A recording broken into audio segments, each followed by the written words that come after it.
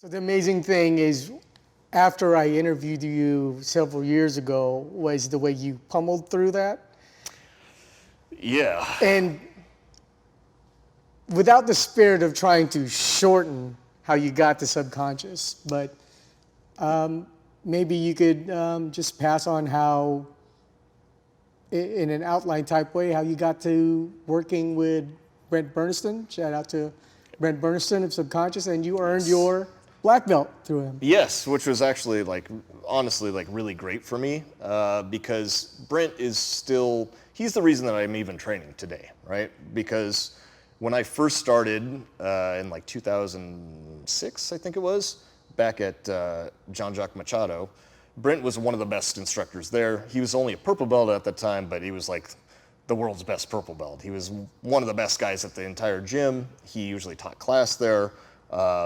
And he really cared, and he knew a lot about jiu-jitsu. Like, some people were good, but they didn't know how to teach, they didn't know how to explain it. But he was very good and also knew how to help people and show that to people.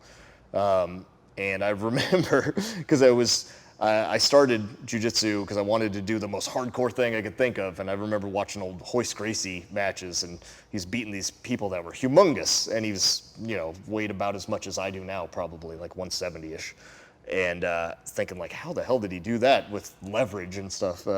It was awesome. So when I got out of the hospital, it was about a year before I could do a sit-up again, because I had a torn diaphragm. They had to do emergency surgery. It was. You're in reference to the motorcycle accident. Yeah, to the old motorcycle accident, right? And so I promised myself, in the hospital, the doctor said it probably won't ever do anything athletic ever again, right? Like, at least not competitively. And when I heard that, I was not an athletic person. I think I ran the mile in 13 minutes or something like that in high school. So it was which you can practically walk, right? I was a horrible athlete. But when I heard that, it was like, oh, you're going to tell me no? Not on my life, right? And so now, 16 years later, I'm still doing that because out of stubbornness, basically. So I wanted to start, and I was like, I'm going to start jiu-jitsu. I'm going to do the thing that Hoist Gracie was doing, right? So I started out at Jean-Jacques, and I remember I was so much less athletic then too, because I didn't have, over a decade of training under my belt.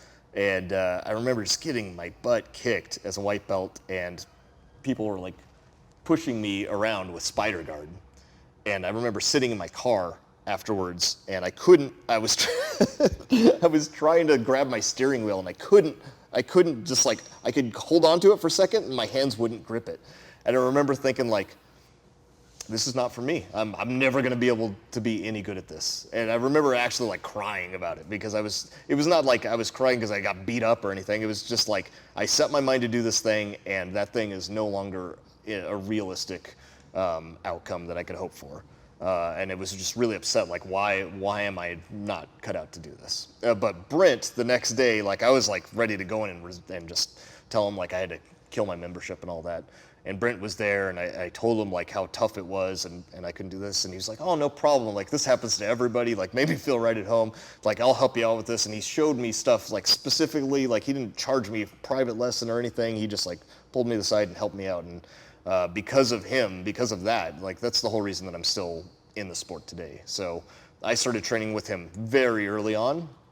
And then, through life, I stopped being at that gym, but I still kept in contact with him. And later on, I ended up teaching for him before I even opened my own gym. So I've been teaching for Brent for nearly around 9-10 years now. And Subconscious, in its current state, even at the old location, has been around for about 5 years, right?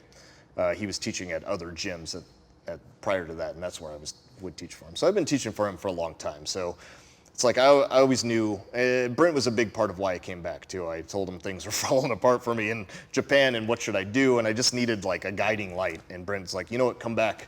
We need you. We'll use you as a teacher, and just get back here, and we'll help you out. And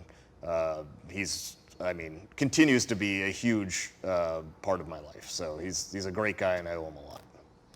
And in regards to training at Subconscious and having the influence of Brent, how much of that do you see with your other fellow instructors and black belts? Because sometimes you could all be Dobermans, but some people are more aggressive. Some dogs are more aggressive than others. Oh, absolutely. And I mean, that's just life and, jiu-jitsu in general too, right? Like, there's always like a pecking order, and there's some people like want to be the guy that's like the toughest guy in the room or whatever. But like, I mean, there's a lot of good jiu-jitsu people here, and everyone has their own style too. So and when it's the training room, it doesn't really matter, right? Like anyone could tap anyone out on any given day. And even if there is like somebody that just like smashes everyone else in the gym, that doesn't even mean that they're going to go out and do better in a tournament than you or anything like that too. So it's like, that's just like the way training goes. And there's no, like if I tap a bunch of people out, it doesn't mean I'm better than all of those people, right? That just means that for whatever combination of skills I have happen to work against their skills at that moment in time on that day. The most important thing is that we all help each other and bring each other up, and are technical and keep each other safe too, right? We want to be together as a group and a team, so that way when we go out into tournaments, go out into the world, we have confidence and we have the skills that we need to do the things that we want, and that's where the real proving ground is, right?